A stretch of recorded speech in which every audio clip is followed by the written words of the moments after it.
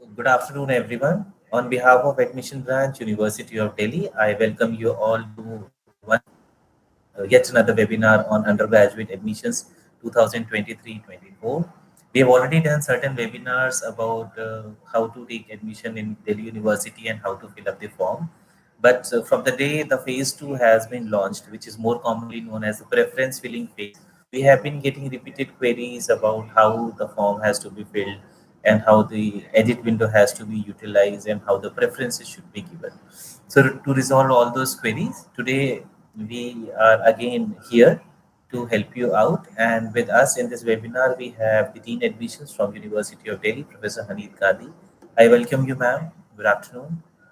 So I would request Dean Admissions, Professor Haneed Gandhi, to introduce, to begin with the webinar. This window has to over to you, guys, and how the preferences should be given. So to resolve all those queries, today we are again here.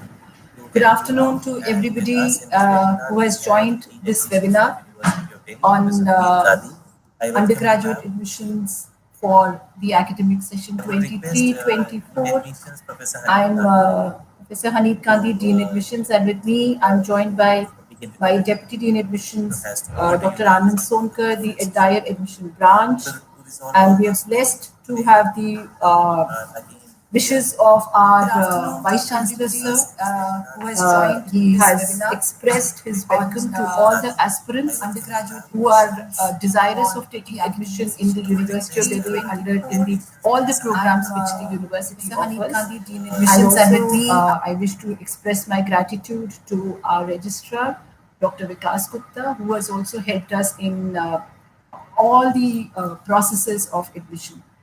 सो आज का जो webinar है वो हम जो हमारा सीसास जिसको हम कॉमन सीट एलोकेशन सिस्टम कहते हैं उसके बारे में आपको जानकारी देने के लिए ये वाला हमने वेबिनार ऑर्गेनाइज किया है। आपको याद होगा सभी बच्चों ने वैसे तो CUET दे दिया है, रिजल्ट्स आ गए और रिजल्ट्स बहुत अच्छे भी आए हैं। बहुत सारे बच्चों के 100% हैं और बहुत सारे बच्चों ने बहुत अच्छे मार्क्स लिए। तो सबसे पहले उन सभी बच्चों को, अभिभावकों को बहुत बहुत बधाई। मेहनत की और 12th के बाद और इस समय अब आप एडमिशन्स की दौड़ जैसे कहते हैं शुरू हो गई है।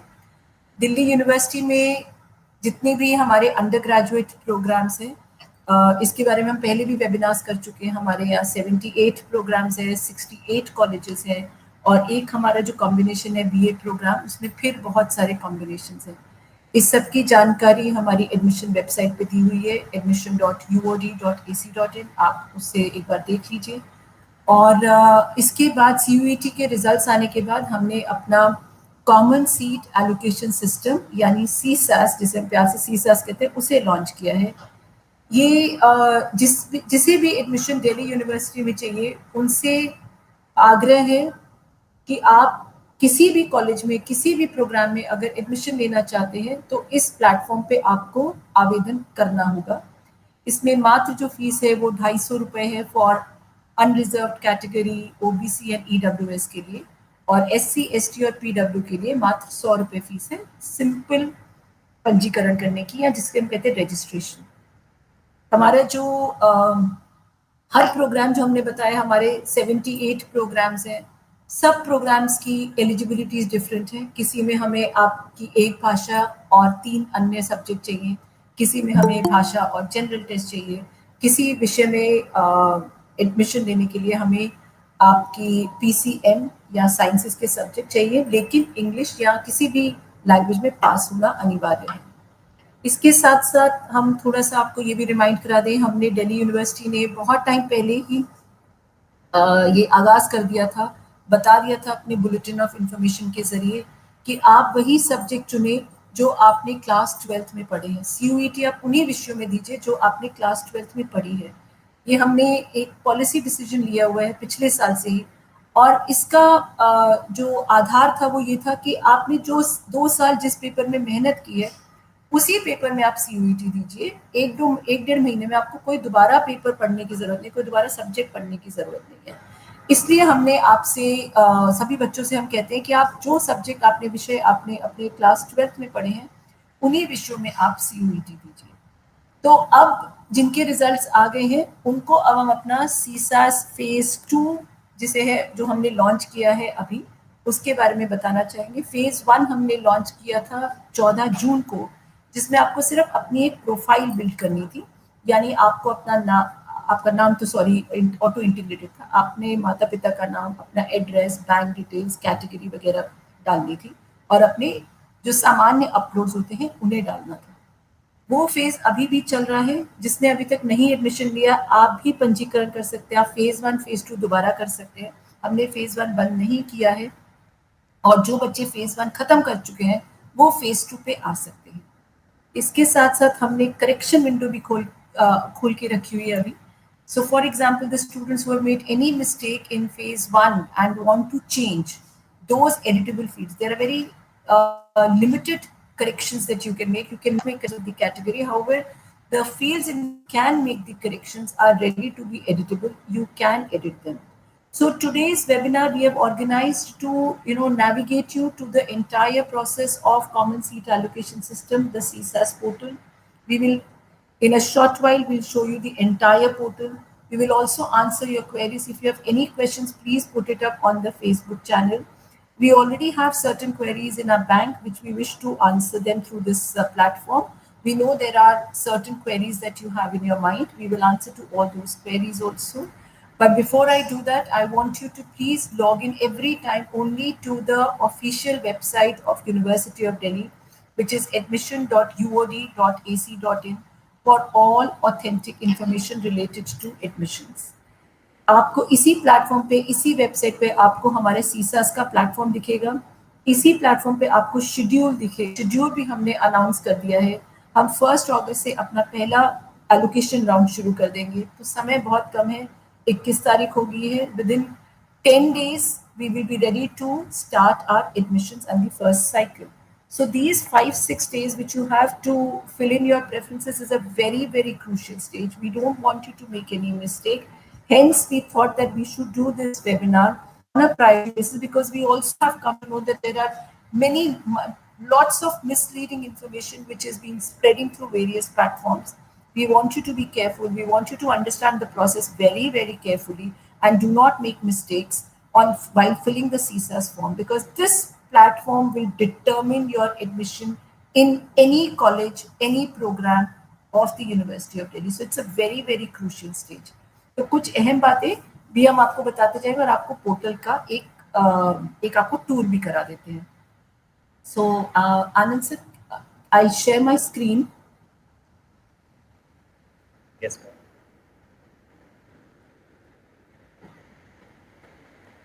And you let me know when the screen is visible. So is my screen visible, sir? Yes, ma'am. So thank you, sir. So all those who have registered to our platform, जिन्होंने CSAS phase 1 खत्म कर लिया है, उन सबको ये platform दिख रहा होगा। इस तरह का आपका डैशबोर्ड दिख रहा होगा जिन्होंने अपना रजिस्ट्रेशन कर लिया है। तो जिन बच्चों ने अपना फेज 1 कंप्लीट कर लिया है वो अपना फॉर्म व्यू कर सकते हैं अपने एप्लीकेशन फेज 1 से। अगर आप अपने फेज 1 के फॉर्म को एडिट या अपडेट करना चाहते हैं तो अपडेट विंडो हमने ओपन की है। आप यहाँ जाइए अपडेट विंडो में और यहाँ पर आप अपना फॉर्म अपडेट कर सकते हैं। अभी मैं अपडेट के बारे में बाद में बताती हूँ। पहले जो हमारा फेज 2 है उसकी सभी इंपॉर्टेंट बातें आपसे शेयर कर लेते हैं। फिर अगर ज़रूरत होगी या बच्चों की क्वेरीज आएंगी तो हम एप्लीकेशन फेज को दोबारा या अपडेट फॉर्म को हम ले लेंगे। अभी हम एप्लीकेशन फेज 2 पर जाते हैं। ये इम्पॉर्टेंट फेज है और let me take you to a tour on this application phase 2. So those who have already done their registration and have paid the registration fee should now start doing the preference filling for all the programs and colleges in which they wish to take the admission. So you go on to this start button. This is how your platform would look. तो जो भी आपने अपना subjects class 12th में लिए थे, जो आपने फेज 1 में भरे थे, वो आपको ऑटोमेटिकली यहाँ दिख रहे होंगे। आपने जितने भी मार्क्स लिए होंगे, ये हमने एक डमी डेटा दिया है जिसे हम आपको दिखा रहे हैं। ऑफ कोर्स इसमें 100% मार्क्स है, आप सबके अलग ही होंगे। तो इस डमी डेटा में हमने जो एंटर किया है वो हमने physics, chemistry, mathematics, English, computer science और संस्कृत, तो अज्यूम करिए अगर आपने ये 6 सब्जेक्ट्स पढ़े थे, physics, chemistry, mathematics, English, computer science और संस्कृत, अपने क्लास 12 में, और ये आपने अपने सीसास फेज 1 में डाले थे, तो वो वैसे का वैसे रूबरू it should be visible on your screen. In case your results have been re-evaluated recently, or you think that you have entered wrong marks, at this time also you can edit your marks through this update mapping.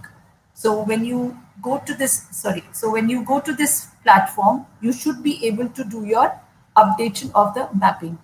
Once you go to update mapping, you can see this icon which says update class 12 details. If you wish to change your class 12 details, please go to this status and you can update your class 12 marks. Once you've done that, we will get you back to this platform, and this is an important stage that you will have to do. You will have to map your class 12 subjects with the CUET test papers which you've already done. अब हमारे पास आपका CUET का number है, हमें मालूम है आपने CUET में किन सब्जेक्ट्स में दिया था, और हमें ये भी मालूम है कि आपने किन सब्जेक्ट्स में आप CUET में आपके क्या क्या मार्क्स आए थे। तो जब आप अपडेट सब्जेक्ट मैपिंग पे जाएंगे तो हम आपसे पूछेंगे कि आप अपने सब्जेक्ट्स को मैप करिए। तो यहाँ अगर आपने इंग्लिश लिया था तो इस ड्रॉप डाउन में आकर आप इंग्लिश को इंग्लिश कोर्स से मैप कर दीजिए, जो और ये सब्जेक्ट्स वो हैं जो आपने क्लास 12 में चुने हैं। तो अगर आपका CUET में इंग्लिश था, ये फील्ड आपकी ऑटो इंटीग्रेटेड होगी, आप इसे नहीं चेंज कर पाएंगे। और ये जो राइट साइड वाला है जहाँ हमने क्लास 12 सब्जेक्ट लिखे, ये वो सबसेट सब्जेक्ट्स हैं जो आपने हमें पहले दिए थे। अब इन सब्जेक्ट की मैपिंग आपको करनी है। तो फॉर एग्जाम्पल अगर आपने इंग्लिश CUET में दिया था और आपने हमें बताया कि आपने इंग्लिश कोर क्लास 12 में पढ़ा था, तो उसे आप सिलेक्ट करिए। इसी तरह अगर आपने केमिस्ट्री पढ़ा था तो आप केमिस्ट्री को यहाँ से सिलेक्ट करिए और उसे मैप करिए। अगर आपने CUET में इंफॉर्मेटिक प्रैक्टिस का पेपर दिया था, हमने वहां पर एक चीज और कहा था, आप वो पेपर या उससे सिमिलर पेपर चूज कीजिए जो आपने 12th में पढ़ा था। तो अगर आपने इंफॉर्मेटिक्स प्रैक्टिस चूज किया था तो जाहिर सी बात है the closest related subject to informatic practice is computers, so pick computer science from your already entered field. If you have taken a paper in mathematics or applied mathematics, then obviously you will map it to mathematics. अब मैं आपको एक चीज दिखा दूं कि हमारा system बहुत रोबस्ट है। अगर आप इसको दोबारा से गलती करके केमिस्ट्री करेंगे तो वो बता देगा कि आपने ये पहले से ही मैप किया हुआ है, तो वो एक्सेप्ट ही नहीं करेगा। तो आपको वही पेपर मैप करने जो आपने क्लास 12 में दिए थे, और पूरी ईमानदारी से करने। So be honest in mapping because this is an important step. If you make any wrong combination here, it is likely that your form will get rejected because this is an important step. So be very careful. जो आपने पढ़े हैं उन्हीं को आप map करिए। अब मान लीजिए CUET में आपने 10 पेपर दिए और वो हो सकता है 10 के 10 पेपर आपके क्लास 12 से ना मैप हो पाए। For example, this candidate has given physical education and the NCC yoga paper in CUET, but she has not studied this paper in class 12. She studied physics, chemistry, mathematics, English, core, computer science, and Sanskrit.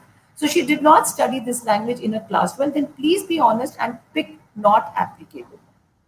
Because if you pick a wrong combination, suppose I pick here Sanskrit core, then ये आपको रोकेगा नहीं क्योंकि computer cannot deduct that. But once your form will get integrated and the marks will be calculated, तो आपके marks गलत calculate हो जाएंगे आपकी गलत subject mapping से। तो अगर आपने physical education को संस्कृत से मैप कर दिया तो the algorithm will not be able to detect this fault, but it will pick the physical education marks from your CUET, and you will get a wrong calculated marks, which will lead to wrong eligibility, which may lead to wrong normalized score, which may lead to even wrong ranking. And if you ranked wrong and the university catches this, then you will not be admitted. Your admission, if allotted or if your seat has been allocated, it will all stand cancelled. तो ये important बात है कि आपने जो subjects पढ़े हैं उन्हें ही मैप करिए, अगर नहीं पढ़े तो आप इसको नॉट एप्लीकेबल कर दीजिए. Finally, physics I mapped to physics. So I could only map out of the 6 subjects that I've studied, although I gave CUET 6 subjects, but not all the subjects could be mapped. I could not map Sanskrit of my class 12 to any subject. Similarly, I could not map physical education to any subject of my class 12th, which is all right. Then there are certain declarations which you should read and only then click it, because these are important declarations you are giving to us, and you are telling us that you've already read all this which we have said. So we are declaring that you have done class 12th subject mapping with the CUE paper correctly. You also do solemnly declare that all the information, particulars, documents provided by you are correct to the best of your knowledge. And if there is any incorrect document or incorrect information is found, your admission may stand cancelled and any legal action may be taken against you. So it's an important point. We have again and again emphasized to do the subject mapping correctly. So once you do this subject mapping, please save and then continue. We again give you pop-ups to remind you to re-look at your submissions and be sure if all the submissions are correct. If there is any change, you may do it right now, but every stage is very, very important and should be done very carefully. Once you've done this, you will be led then again to a confirmation of your CUET papers. Please relook at it again and then go on to the next session, which is program eligibility. Now, once you go on the program eligibility, which is the second tab on the CSAS phase 2, you will see that your entire scorecard has been auto-integrated on our platform. यही scorecard आपको मिला था और इसकी percentile score और normalized score हमने दोनों ही आपको दिखा दिए हैं. तो जो आपने लिया था, अच्छा एक चीज आपको और बता दूं, जनरल टेस्ट पिछली स्क्रीन में नहीं दिख रहा था, लेकिन इस बच्चे ने जनरल टेस्ट लिया था और क्योंकि जनरल टेस्ट किसी भी सब्जेक्ट से मैप नहीं होता तो हमने वहां मांगा भी नहीं है आपसे. यहाँ आपका जनरल टेस्ट ऑटोमेटिकली इंटीग्रेट होके आपको उसके मार्क्स दिख रहे हैं. जनरल टेस्ट जो है वो 250 में से था एनटीए में. अब आपको क्या करना है, after this once you map the subjects correctly, you will see for all the 78 programs about your eligibility and the score which is auto calculated and the subjects that have been considered for the calculation. As you can see from the screen, there are program specific CUET scores. So the candidate, for example, BA Honours Applied Psychology should have studied one language and 3 other domain subjects. If you've done a correct subject mapping, then our algorithm has auto picked English language for you, and the 3 best subjects, your performance in best subjects was computer science, mathematics and chemistry. Physics में marks कम थे तो हमने नहीं pick किया, general test की हमें जरूरत नहीं थी और फिजिकल एजुकेशन मैप नहीं हो रहा था. तो यहाँ पर आपके जो 3 बेस्ट स्कोर कंसिडर हुए वो हुए कंप्यूटर साइंस, मैथमेटिक्स और केमिस्ट्री, और एक लैंग्वेज ऐड होगी. तो इन सब का टोटल इस बच्चे के लिए 554.5607782 रहा. और यही एलिजिबिलिटी हर प्रोग्राम के लिए जहां जहां ये बच्चा एलिजिबल है वो दिख रही है. कुछ हमारे पास ये सवाल आए थे कि आपकी स्क्रीन पर ये जो एलिजिबिलिटी प्रायोरिटी 2 दिख रही है इसका क्या मतलब है. सो wherever in the programs where there are 2 types of eligibilities, for example in BA Honours Arabic you would see that there are 2 eligibilities. One is this combination 1 which asks for Arabic and 3 other subjects. Combination 2 is any one language and 3 other subjects. Since this candidate had not studied Arabic, so we went on to combination 2, which is this. Or combination 2 के आधार पर you should have done 1 language and 3 subjects. This is what the algorithm has taken: English as your language and computer, mathematics, chemistry. So you stand for eligibility priority 2, which is the combination 2. This is what we mean by eligibility priority 2. Similarly, in Bengali also you qualify under the second combination, so eligibility priority 2. For BA Honours Economics, your eligibility, normalized eligibility is 554 again, 545, sorry, and so on and so forth. Now, in some programs, for example, BA Honours Hindi, you are not eligible because here the eligibility is based on Hindi as a language in CUET. Since this candidate has not studied Hindi, so you are not eligible, and so you will not be able to pick this program also. इसी तरह हिंदी पत्रकारिता में भी admission नहीं ले सकते क्योंकि आप उसकी एलिजिबिलिटी रिक्वायरमेंट्स नहीं मीट कर रहे हैं. So all in all, when you fill this, you can see all the courses in which you are eligible and your marks in that course, which has been auto integrated. And this is accurate to 6 decimal places. So you don't have to do anything. आप देख सकते हैं कि हमने हर बच्चे के जितने programmes हैं उन सब की एलिजिबिलिटीज और उनके नॉर्मलाइज स्कोर का समेशन ऑटो इंटीग्रेट करके आपकी डैशबोर्ड पे आपको दिखा दिया है. Once you do this, once you've seen wherever you are eligible, then you can proceed to the preference selection.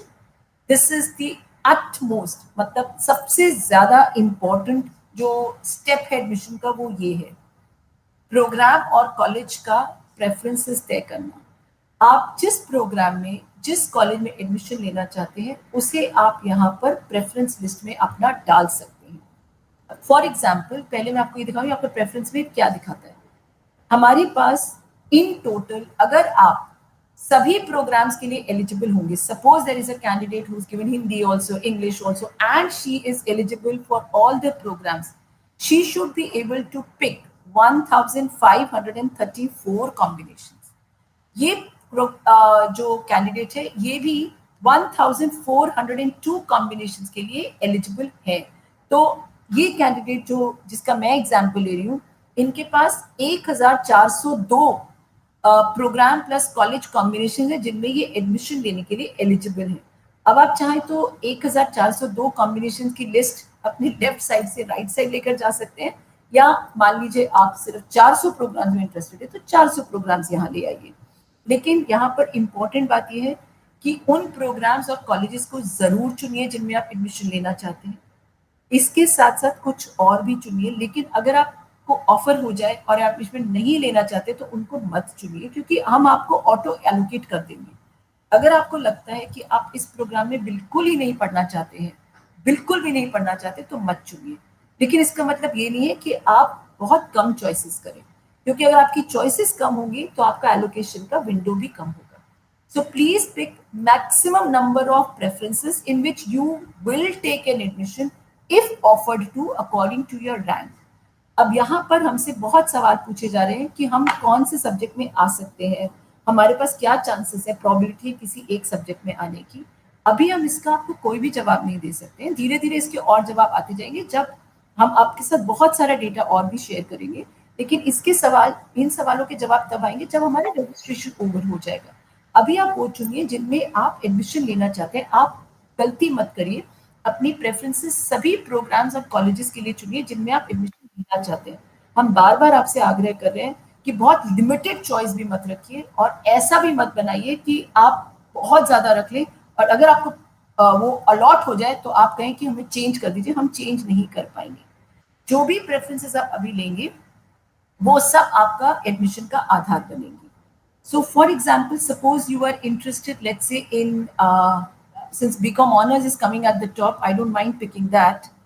If you've picked BCom Honors and suppose you want to just see wherever BCom Honors is being offered, you apply ad filter and for you, BCom Honors is being offered in 55 available preferences. We are again live on the YouTube of the University of Delhi. So I resume from wherever I was, and then from there onwards you can take this ahead. I've also been told by my team that almost 4,000 people have already logged in, and we apologize for this little interruption. Will you be sharing your screen again? Yes. There was some. So this is where we were. You from wherever meaning that if you wish to take admission in BCom Honors, and this particular candidate had the provision of choosing from the 55 preferences that they have. अब आप इसमें से choose कर सकते हैं आप कौन से कॉलेज इन 55 जो प्रेफरेंसेस है ये आपके लेफ्ट साइड के स्क्रॉल बार में आ रही होंगी. Suppose you wish to take Janki Devi Memorial as your first preference, you can add this to the top.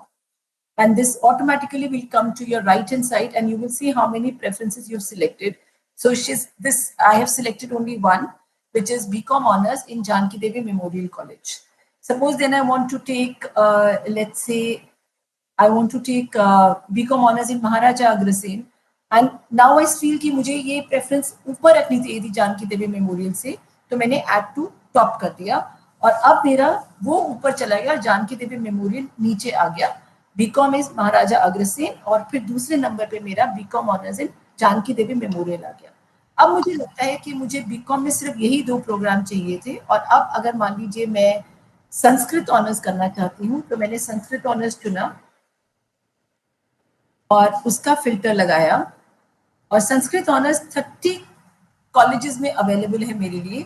मुझे लगता है कि अब मुझे तीसरी प्रेफरेंस जो है संस्कृत ऑनर्स वेंकटेश्वर में रख लेनी चाहिए, तो मैंने इसको ऐड टू बॉटम कर दिया। तो अब देखिए मेरे पास 3 प्रेफरेंसेस आ गई। महाराजा अग्रसेन बीकॉम ऑनर्स मेरी फर्स्ट प्रेफरेंस थी, सेकंड मेरी जानकी देवी मेमोरियल थी, और तीसरी मेरी BA honours Sanskrit Venkateswara college में थी। और इसके बाद सपोज कर लीजिए मैं लेना चाहती हूँ इंग्लिश ऑनर्स, तो इंग्लिश या इंग्लिश इकोनॉमिक्स का बीए का कॉम्बिनेशन लेना चाहती हूँ, तो मैंने वो चुना और फिल्टर अप्लाई किया, और फिर मेरे पास 20 कॉलेजेस की कॉम्बिनेशन आ गए जहां पर बीए प्रोग्राम इंग्लिश और इकोनॉमिक्स ऑफर होता है। अब सपोज मैं जाकिर हुसैन कॉलेज में ये प्रोग्राम लेना चाहती हूँ और अब मुझे सडनली लगा कि ये तो मुझे अपनी सेकंड प्रेफरेंस बीकॉम, तो इस एस्पेक्ट से ये भी आप कर सकते हैं कि आप यहाँ पर ऐड करें और कहें कि मैं इसको अपनी सेकंड प्रेफरेंस देना चाहती हूँ, यानी बीए प्रोग्राम इंग्लिश और इकोनॉमिक्स को मुझे सेकंड प्रेफरेंस रखनी है, तो वो मैं ऐड प्रेफरेंस नंबर पे जाकर सेकंड पंच करके ओके करूंगी। तो अब आप देखेंगे कि मेरी अग्रसेन जो थी फर्स्ट प्रेफरेंस रही, जाकिर हुसैन मेरी सेकंड होगी, और जानकी देवी जो पहले मेरी सेकंड प्रेफरेंस थी वो मेरी अब थर्ड होगी, और लास्ट प्रेफरेंस मेरी बीए ऑनर्स संस्कृत वेंकटेश्वर में है। तो मैंने आपको तीनों चीजें बता दी। आप लेफ्ट साइड से add to top, add to bottom या ऐड टू प्रेफरेंस नंबर से फिल्टर करके अपनी प्रेफरेंसेस को ऑर्डर कर सकते हैं। अब सपोज करिए कि आप इस फिल्टर को प्रोग्राम से ना से ही आप कॉलेज से करना चाहते हैं, और आपने कॉलेज सिलेक्ट कर लिया। लेट्स से फॉर एग्जांपल मुझे वेंकटेश्वर कॉलेज की या दयाल सिंह सत्यवती के मुझे सारे कॉलेजेस देखने, सत्यवती इवनिंग के मैंने कॉलेजेस सिलेक्ट किया, सत्यवती इवनिंग, फिल्टर अप्लाई किया, तो अब मैं जितने भी सत्यवती कॉलेज में जितने प्रोग्राम है जिनमें मैं एलिजिबल हूँ वो सब मुझे दिख जाएंगे। तो ये सारे कॉम्बिनेशन जो मेरी लेफ्ट साइड में है वो सत्यवती कॉलेज के हैं। BA programme economics and history, BA programme economics and mathematics, जितने भी सत्यवती कॉलेज के प्रोग्राम्स है वो मुझे दिखेंगे, और इनमें से मैं किसी भी प्रोग्राम को अगर चूज करना चाहूँ मैं कर सकती हूँ विद द सेम प्रोसेस। तो अगर मैं बीए प्रोग्राम सत्यवती कॉलेज में अपनी तीसरे प्रेफरेंस पे डालना चाहती हूँ, मैंने वो क्लिक किया, डाली प्रेफरेंस नंबर, और यहाँ पर मेरा राइट साइड में वो प्रेफरेंस आ गया। तो महाराजा अग्रसेन मेरा अब फर्स्ट था, सेकंड मैंने अपना जाकिर हुसैन चूज किया था, थर्ड मैंने सत्यवती को रखा बीकॉम प्रोग्राम के लिए, और फोर्थ और फिफ्थ मेरे पुश हो गए, नीचे चले गए जानकी देवी और श्री वेंकटेश्वर कॉलेज। तो आप इस फिल्टर का प्रयोग करके इसे आप सिर्फ प्रोग्राम पे भी रख सकते हैं, सिर्फ कॉलेज पे भी रख सकते हैं, और आपके अगर प्रोग्राम और कॉलेज दोनों का कॉम्बिनेशन करना है तो आप वो भी कर सकते हैं। तो सपोज करिए मुझे फिजिक्स ऑनर्स लेना है, Anita, can you hear me? Suppose मुझे physics honours, yes sir, I think Anand there sir is you some saying problem. Something? Yeah, in the live streaming screen is blank. So if you can reshare your screen, maybe it will help.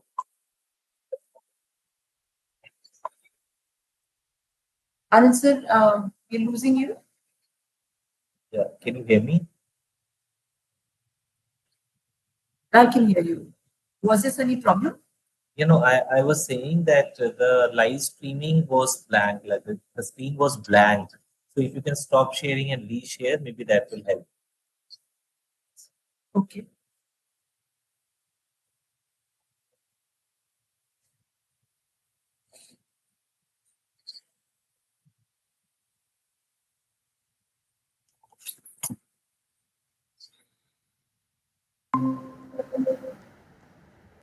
Is it visible now? Honours मेरी first preference, I can see it, but just a sec. I'll just check on the live stream. Can you hear me? Okay, That the live streaming was blank. Can you see the screen? Yes, I can see the screen. Is it there on the stream as Yeah, well? here on the screen. Okay. Okay, so मैंने जहाँ रोका था वहीं से दोबारा शुरू करती हूँ। सो सपोज अब आप फिजिक्स ऑनर्स चाहते हैं और हिंदू कॉलेज में चाहते हैं तो आप वो भी पिक कर सकते हैं, physics honours in Hindu college. और इससे अगर आप फिल्टर करना चाहिए तो ऑब्वियसली ये सिर्फ एक ही कॉम्बिनेशन है तो एक ही दिखाई देगा, physics honours in Hindu college. और इसको अगर आप अपनी चौथी प्रेफरेंस पे डालना चाहते हैं वो चूज कर सकते हैं। और अब ये मेरी फिजिक्स ऑनर्स जो है चौथी प्रेफरेंस होगी। तो अब तक मैं 6 प्रेफरेंसेस चूज कर सकी हूँ। जिस ऑर्डर में मैंने अपनी इच्छा जाहिर की थी, किसी को ऊपर रखा था, किसी को नीचे, किसी को फिर बीच में डाला, वो सारा ऑर्डर आपकी राइट हैंड साइड पे बनता चला जाएगा। तो इस तरह से आप अपनी प्रेफरेंसेस ऑर्डर कर सकते हैं।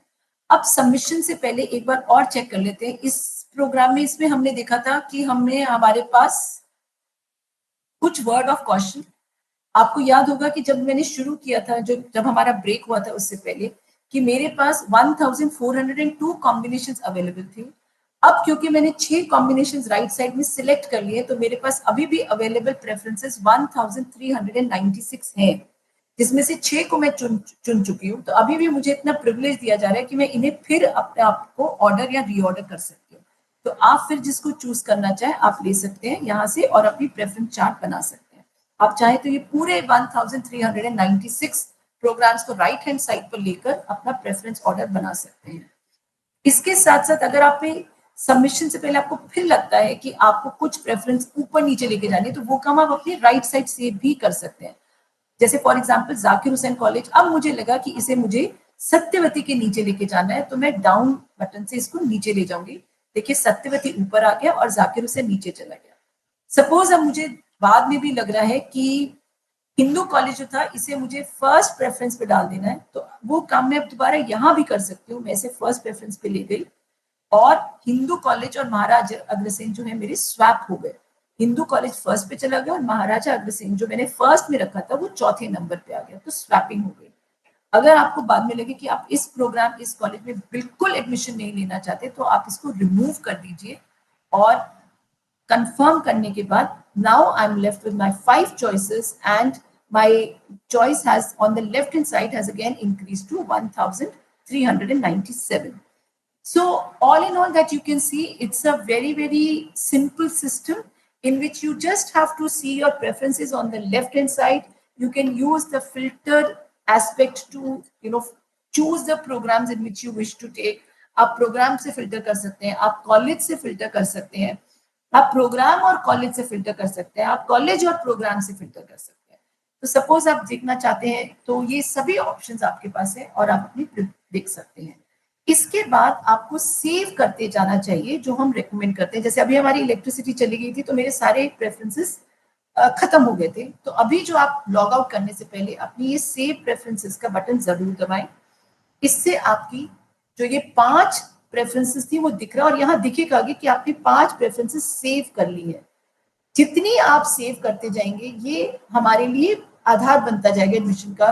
और अगर आप सबमिट नहीं भी करेंगे तो भी ये 5 सेव्ड प्रेफरेंसेस हमारे पास रहेंगी जो हम 27 तारीख को ऑटो लॉक कर देंगे।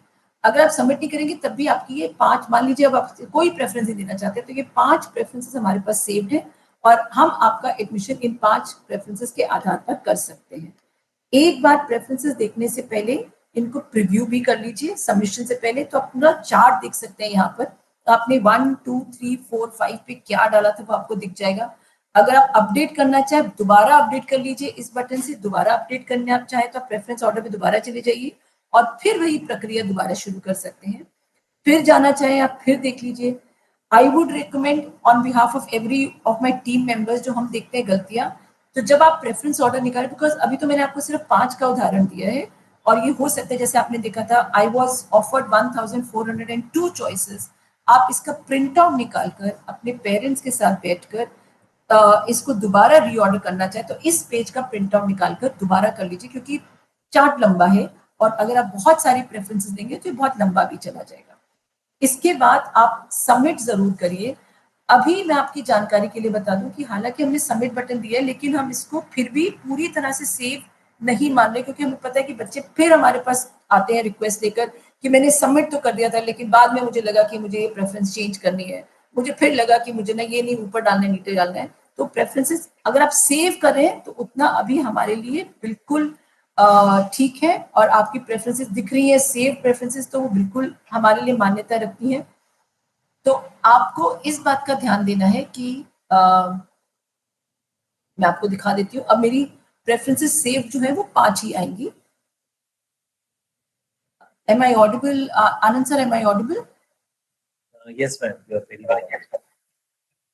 Okay. So again, आप जब सबमिट कर देंगे, you will go to your dashboard, और आपकी सारी जो प्रेफरेंसेस जो हमने दिखाई थी,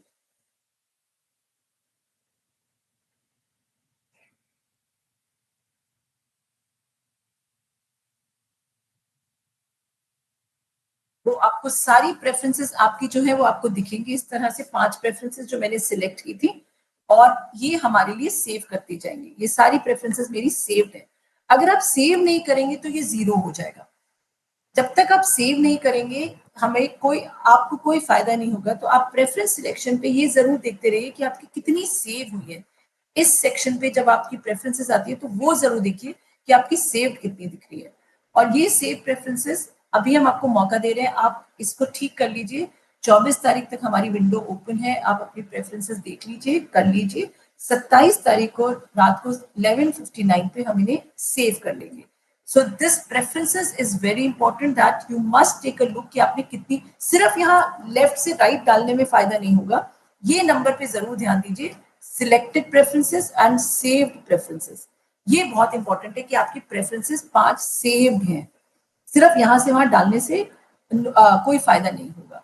तो ये कुछ चीजें हैं हमारी तरफ से आपके लिए जानकारी देने के लिए। इसके साथ साथ जब आप देख रहे हैं कि preferences is a very large process, एक तो ये गलती मत करिए कि आप लास्ट डेट तक बैठे हुए हैं और सोच रहे हैं मैं कर दूंगा। और दूसरा, बहुत जल्दबाजी में मत करिएगा, क्योंकि जल्दबाजी में आप कई बार गलती कर देते हैं ऐड टू टॉप और ऐड टू बॉटम में। ये हमारा एक्सपीरियंस है। अगर आप इसे ऐड टू टॉप कर देंगे तो ऑब्वियसली वो ऐड टू टॉप चला जाएगा और फिर आप चेंज नहीं कर पाएंगे। और अगर लास्ट मिनट पे कर रहे हैं, इसी तरह अगर आपकी कोई मन चाही प्रेफरेंस है और आपने ऐड टू बॉटम दबा दिया, तो वो ऑब्वियसली नीचे चली जाएगी और फिर आप उसको चेंज नहीं कर पाएंगे। तो कभी भी लास्ट मिनट का, जैसे अभी हमारे इंटरनेट कनेक्शन चला गया था, अगर आप लास्ट मिनट का वेट करेंगे तो कुछ भी हो सकता है, इंटरनेट कनेक्शन भी वीक हो सकता है, आपकी प्रेफरेंसेस सेव ना हो। तो इट्स बेटर कि आप अपने पास अच्छा खासा टाइम रखिए और बहुत ही इन्फॉर्म डिसीजन लें अपनी कॉलेज और प्रोग्राम्स की चॉइसेस देते हुए। So this is what we want to recommend. I invite my colleague Dr. Anand Sonkar to please sir, orient the students if I have missed on any point, and if you feel it's important for the students to know, you please update. I invite Dr. Anand. Sir. Thank you so much, ma'am. I think the first thing I would like to do on behalf of all the applicants would like to thank you that you spared so much of time, and with each and every step for filling up the phase 2 form was explained so deeply and explicitly by you. So I think that was something which was very helpful to them. I think I would just like to add just one more point, that when they are giving the preferences, they should give maximum number of preferences which they are actually the courses which they are looking for. Because sometimes at the time of filling up of the form, you feel that okay, I want to do only one particular course, you give only few preferences for them, but then later due to some reason, if you're not allocated that course, you are left out from the system. So it's advisable that you give as many as preferences as you can, but it's only after allocation you can decide that whether you want to join that program, join that college or not. And I think you know about our system, that if some seat has been allocated to you, you are supposed to accept it. If you leave it as it is, you will be out of the system. So that is also another important thing. Accept it. And then if you're not happy with it, press upgrade.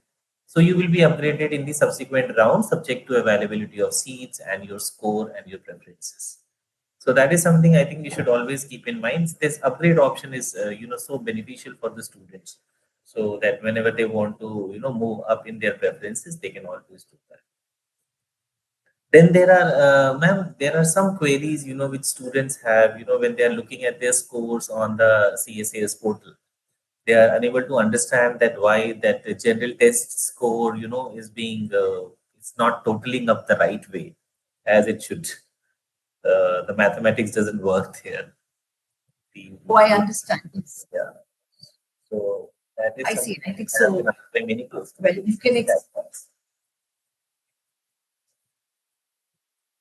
yeah, I know, and you can explain this along with me. You know the answer.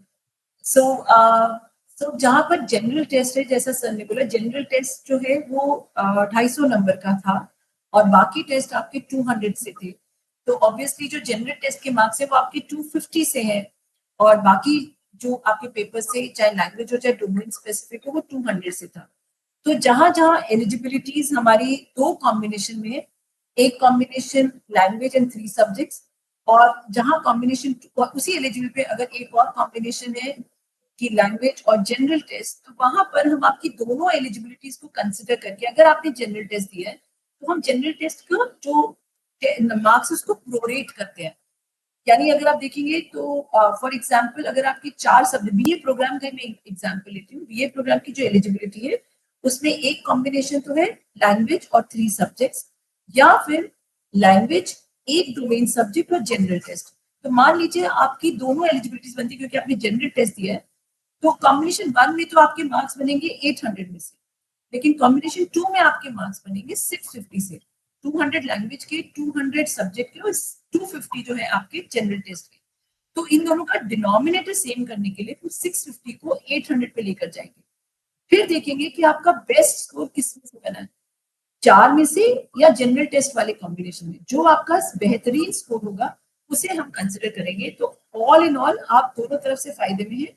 आपका हम best score pick करते हैं for admissions. Sir I think that is one query I think which we were getting a lot in the chat box. Another is about ma'am Sanskrit honors, that there are some students who feel that they have not studied Sanskrit but now they wish to go for Sanskrit honors. So they just want to know that can they do so? So this also we should tell you that first of all, obviously your eligibility will also show you whether you are eligible or not, even if you have not studied Sanskrit. सभी भाषाओं में आपके पास दो combination है. एक तो अगर आपने वो भाषा पढ़ी है तो हम कंसिडर करेंगे, एक कॉम्बिनेशन अगर आपने वो भाषा नहीं पढ़ी है और आप उसमें परस्यू करना चाहते हैं तो भी आप कर सकते हैं. सो मैं सिर्फ संस्कृत का एग्जाम्पल ले रही हूँ, ये सभी भाषाओं के लिए. संस्कृत के लिए तो और भी हमारे पास ज्यादा पूरा एक्सक्लूसिव इंक्लूसिव प्लेटफॉर्म हो जाता है. तो अगर आपने मान लीजिए फ्रेंच नहीं भी पढ़ी है और बीए ऑनर्स फ्रेंच करना चाहते हैं, तो एक कॉम्बिनेशन तो है कि आप फ्रेंच पढ़ी है और फ्रेंच में आपने सीयूईटी दिया है तो आप उस कॉम्बिनेशन से आ जाइए. अगर आपने फ्रेंच नहीं पढ़ी, इंग्लिश में सीयूईटी दिया है तो भी आप कर सकते हो. हम आपके मार्क्स इंग्लिश और 3 सब्जेक्ट से लेंगे और आप फ्रेंच में आ सकते हैं. यही सेम एल्गोरिथम हमारा संस्कृत ऑनर्स के लिए भी जाता है, लेकिन संस्कृत सीयूईटी में 2 जगह पे था, लैंग्वेजेस में भी था तो डोमेन में भी था.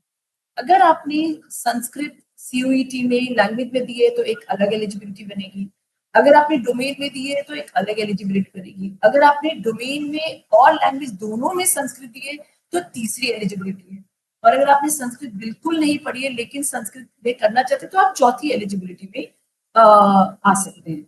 सो Sanskrit honours has 4 kinds of eligibilities and you may be eligible through any one of them. In fact, let me add this, that even the science-based students, तो जैसे फिजिक्स, केमिस्ट्री, मैथ्स, वैसे मैंने अभी आपको एग्जांपल दिया था, मेरा जो लॉगिन था उसमें आपने देखा था मैं फिजिक्स, केमिस्ट्री और मैथ्स में मैंने सीयूईटी दिया था, लेकिन मेरे पास BCom honours, BA honours, history, ये सब में मैं एलिजिबल थी विदाउट एनी डिडक्शन. तो कोई मार्क्स का डिडक्शन नहीं है और मैं इन प्रोग्राम्स में से भी चूज कर सकती हूँ.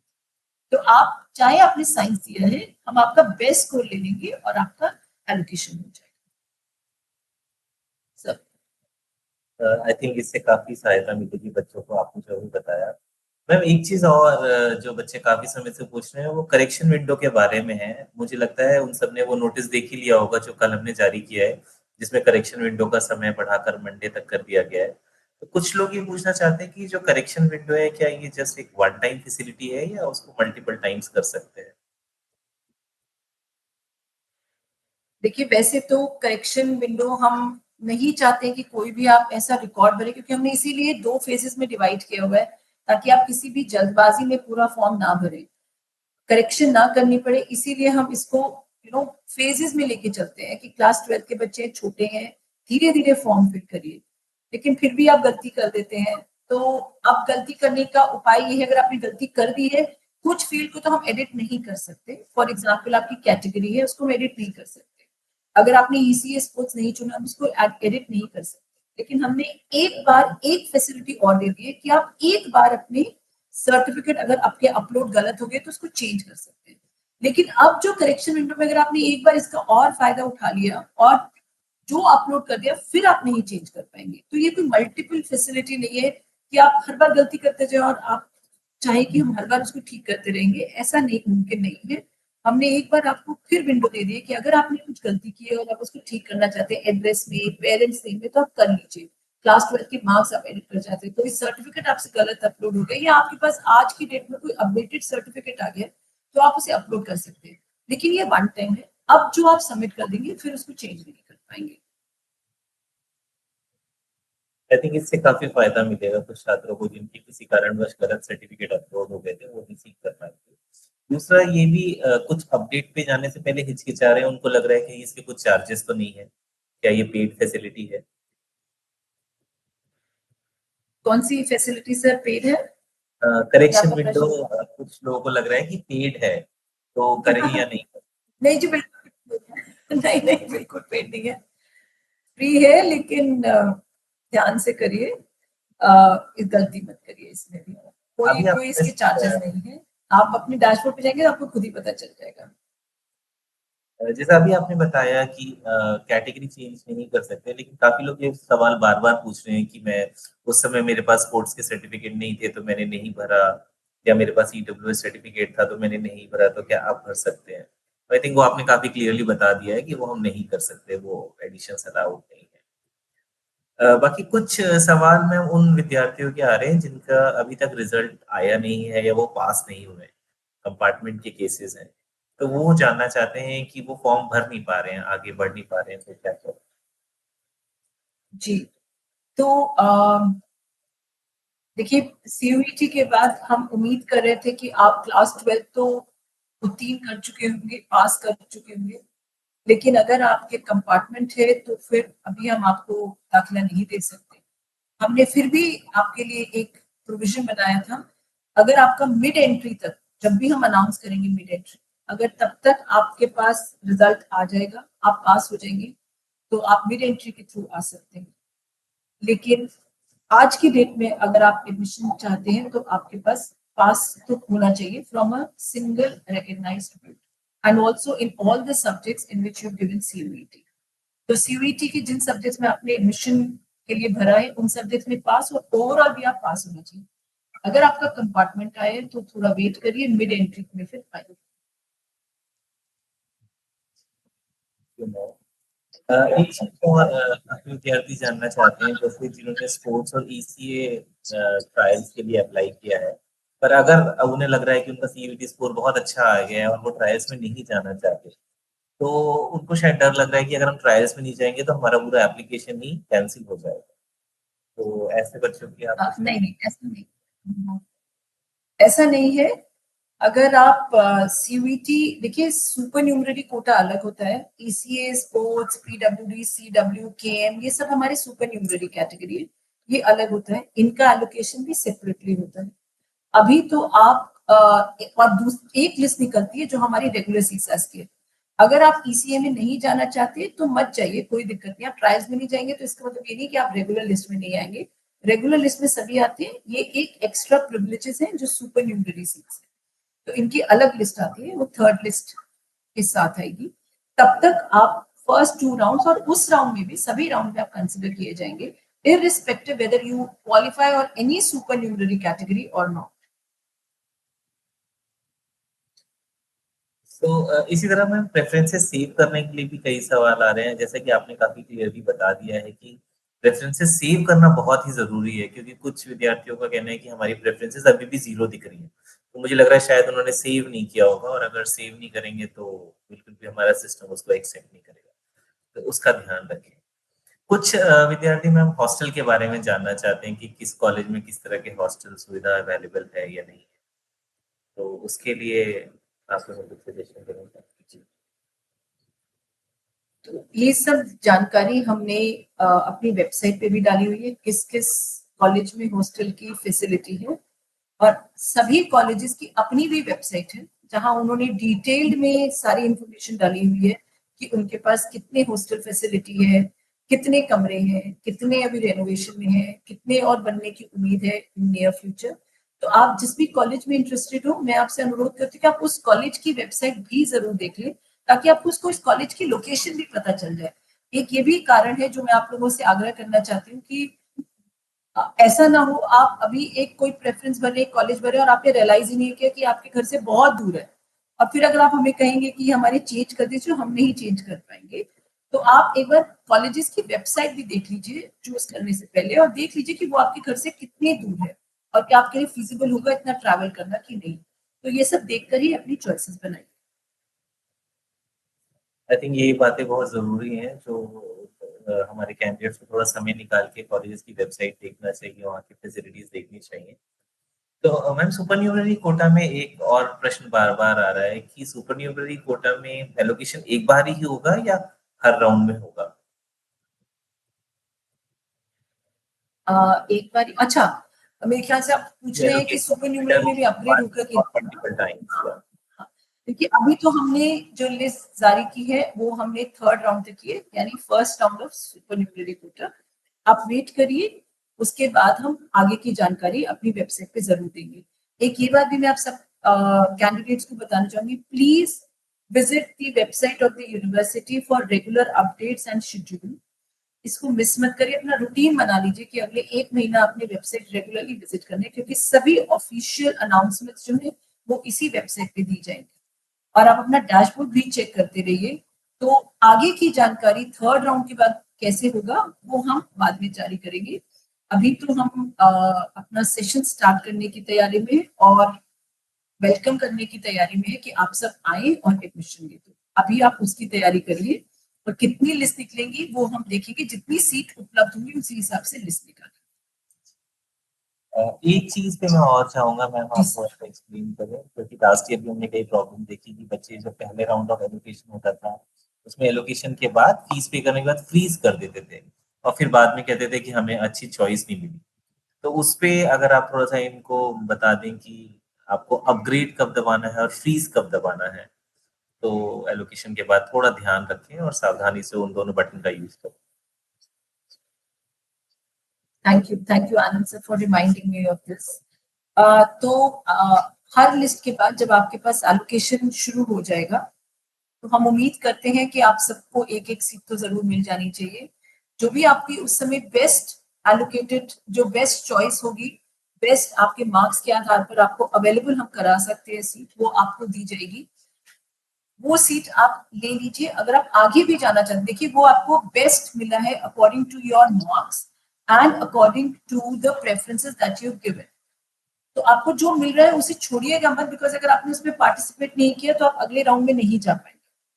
जो आपको मिल रहा है उसे आप एक्सेप्ट कर कर उसकी फीस पेमेंट करिए।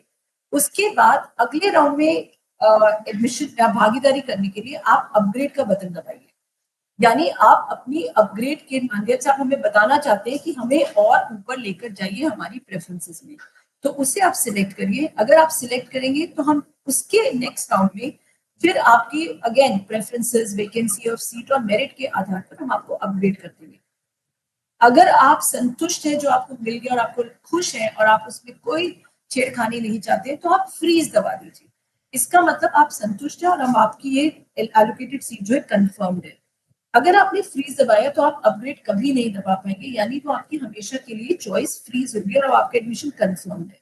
लेकिन अगर आप आगे बढ़ना चाहते होंगे तो आप अपग्रेड दबाते रहिए और हम आपको अपग्रेड मिल जाएंगे। ये फैसिलिटी अपग्रेड की सभी विद्यार्थियों के लिए उपलब्ध होगी, लेकिन उसके लिए नहीं होगी जिनको उनकी फर्स्ट प्रेफरेंस मिल जाएगी। अगर आपको आपकी फर्स्ट प्रेफरेंस किसी भी राउंड में मिल गई तो ऑब्वियसली ऊपर ले जाने के लिए कुछ स्कोप ही नहीं है, तो आपका वो हम फिक्स कर देंगे। इससे से आपको ये भी समझ में आ रहा होगा कि आपकी प्रेफरेंसेस का ऑर्डर कितना इंपॉर्टेंट है। आप जो ऑर्डर करेंगे वो वही डिटरमिन करेगा कि आपको कौन सी सीट मिलती है और कहाँ आप एडमिशन ले सकते हैं। जो प्रेफरेंसेस आप अभी सबमिट कर देंगे ना वो चेंज हो सकती है, ना उनमें एडिशन हो सकती है, ना डिलीशन हो सकती है। तो ये ध्यान से आप अपनी प्रेफरेंसेस करें। सर आप भी इसमें आई एम श्योर कुछ जोड़ना चाहेंगे? नहीं, बस एक चीज मैं याद दिलाना चाहूंगा, क्योंकि कभी कभी बच्चे अपग्रेड दबा देते हैं और फिर कहते हैं नहीं हमें तो पुराने ही एडमिशन में रहना है, तो वो फिर पॉसिबल नहीं हो पाएगा। अगर आपने एक बार अपग्रेड दबा दिया और आपको आपकी ऊपर की चॉइस मिल गई तो आप वापस नहीं जा पाएंगे, आप फिर पुराने एडमिशन में नहीं जा पाएंगे। तो ये बात हमेशा आप ध्यान रखें, जब भी अपग्रेड दबाएं सोच समझ कर दबाएं। अगर आपको एक नई सीट एलोकेट हो गई तो आपकी पुरानी सीट ऑटोमेटिकली कैंसिल हो जाएगी। आप अपने डैशबोर्ड को भी समय समय पे चेक करते रहें, क्योंकि एलोकेशन आपके डैशबोर्ड पे ही दिखेगा और प्रोसीजर जो है वो हर राउंड में सेम ही रहता है। कभी कभी ये होता है बच्चे अपग्रेड दबा देते हैं और फिर भूल जाते हैं और फिर अपने पोर्टल पे देखते ही नहीं है। फिर वो एडमिशन उनका अगर वो उन्होंने उसमें एलोकेशन एक्सेप्ट नहीं किया, जो कि आपको हर राउंड में करना पड़ता है, तो फिर आपका फॉर्म प्रोसेस नहीं होता और आप सिस्टम से बाहर हो जाते हैं। तो जो विद्यार्थी अपग्रेड कर रहे हैं वो इस बात का खासा ध्यान रखें कि अगर अपग्रेड के बाद उनको एक नई कॉलेज में नए प्रोग्राम में सीट मिल रही है तो उसको एक्सेप्ट जरूर करें, ताकि उनका फॉर्म प्रोसेस हो पाए और उनको वो सीट मिल पाए। सो आई थिंक ये एक और उनका अच्छा क्वेश्चन था। और इसके बाद मैम सुपरन्यूमरी एलोकेशंस पे ही काफी क्वेश्चन है, बट आई थिंक अब हमने काफी समय ले लिया है, तो मैं रिक्वेस्ट करूंगा कि अगर अभी भी कुछ क्वेरीज हैं तो हमारी जो हेल्पलाइन नंबर्स हैं उस पर आप कॉल कर सकते हैं।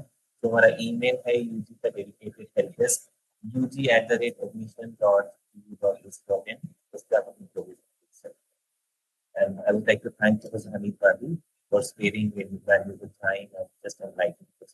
Thank you so much. You would like to say something as a concluding remark? Thank you, Anand sir. And I want to tell the candidate that this is second in the series. We have planned a special session on ECN sports, which we will announce on the website of the university. And so keep looking at our university at a regular basis for all updates and schedules.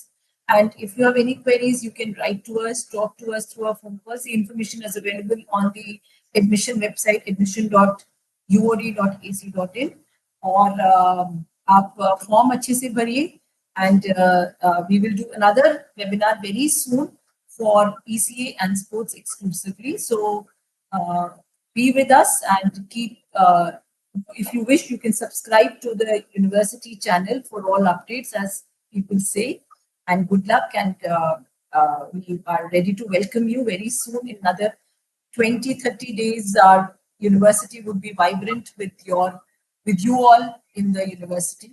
So we look forward to having you. And I wish good luck to all the candidates on behalf of the admission branch. Everybody at the admission branch is ready to help you in all the processes of admissions. Thank you so much. Thank you so much. I'll just repeat that we also have chatbot services which are available from 10 a.m. to 5:30 p.m. You can post your queries there, as well as the dedicated phone lines with number 27006900. You can call us there on all working days. We'll be there to help you. Thank you so much for joining us and wish you all the best.